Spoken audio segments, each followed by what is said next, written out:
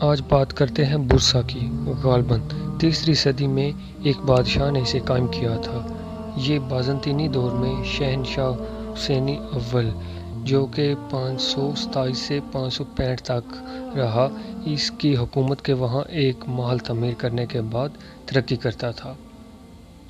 یہ شہر سب سے پہلے 11ویں صدی کے آخر میں سلجوق ترکوں کے قبضے میں آیا، یعنی کہ 11ویں صدی میں یہ ترکوں کے قبضے میں ہی رہا اور انہوں نے اس پر حکومت کی۔ اس کے بعد 1096 میں پہلی صلیبی جنگ کا آغاز ہو گیا۔ اس نے کئی بار ہاتھ بدلے۔ بورسا ایک ہاتھ میں نہیں رہا، اس کو بار بار بہت لوگوں نے فتح کیا۔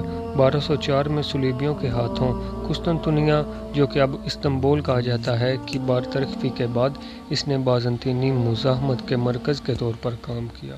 عثمانیوں نے اسے 1320 کی دہائی میں لے لیا، یعنی کہ 1320 کی دہائی میں عثمانی سلطنت میں اس کو فتح کر لیا گیا۔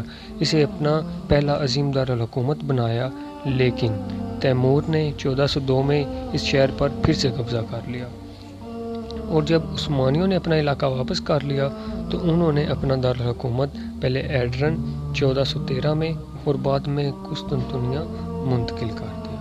1458 بورسا اس کے باوجود عثمانی حکمرانی کے تحت توسیع اور خوشحال ہوا۔ بہت سارے پہاڑ، ندیاں اس میں موجود ہیں۔ بورسا ایک چمکدار رنگت کے مکانات اور جھرنے والی جگہوں سے بھرا ہوا ایک شہر ہے۔ یہ اپنے عثمانی ذائقے کو برقرار رکھے ہوئے ہے اور عثمانی فن تعمیر کی ایک شاندار مثالوں پر مشتمل ہے۔ اس میں بہت زیادہ مساجد بھی ہیں، جس میں بہت پیارے پیارے گنبد بھی ہیں۔ اس میں وسیع گلیاں اور خوبصورت گلیاں ہیں جو مسجد کی سجاوٹ کا باعث ہیں۔ اس میں ایک مذہبی کالج، لائبریری اور وضو کرنے کا چشمہ بھی ہے۔ قریب ہی یہ سیر و تفریح کا ایک بہت بڑا مرکز بھی ہے، جس میں سلطان محمد اول کا مقبرہ ہے۔ مراد یہ مسجد 15ویں صدی سلطانوں اور ان کے خاندانوں اور مقبروں سے گھری ہوئی ہے۔ شہر کو دیکھنے والی چھت پر عثمانی خاندانوں کے بانی عثمان اور ان کے بیٹے اورحان غازی کے مقبرے بھی شامل ہیں۔ 15ویں صدی کے مذہبی اسکول میں شہر کا آثار قدیمہ کا عجائب گھر بھی ہے۔ بورسا کے کئی حمام جو رومن دور میں مشہور تھرمل میں جلائے جاتے تھے، وہ بھی اس میں شامل ہیں۔ بورسا کی ریشم کی صنعت کا ایک بہت طویل ورثہ ہے۔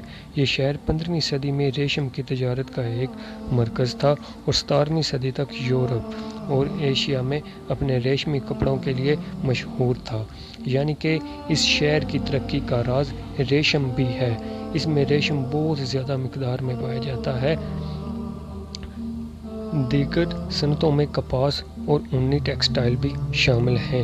اس میں خوراک، دودھ کی مصنوعات اور مشینری وغیرہ بھی شامل ہیں۔ بورسا یونیورسٹی 1975 کی قائم کی ہوئی ہے، استنبول سے منسلک ہے۔ یہ طویل عرصے سے ایک پسندیدہ سیاحتی مرکز بھی ہے۔ بورسا کی ترقی، اس کی خوشحالی کا راز صرف اور صرف سیر و تفریح ہے اور بہت ہی پیارا شہر ہے یہ، جو کہ عثمانی سلطنت میں اورحان غازی نے اس کو فتح کیا۔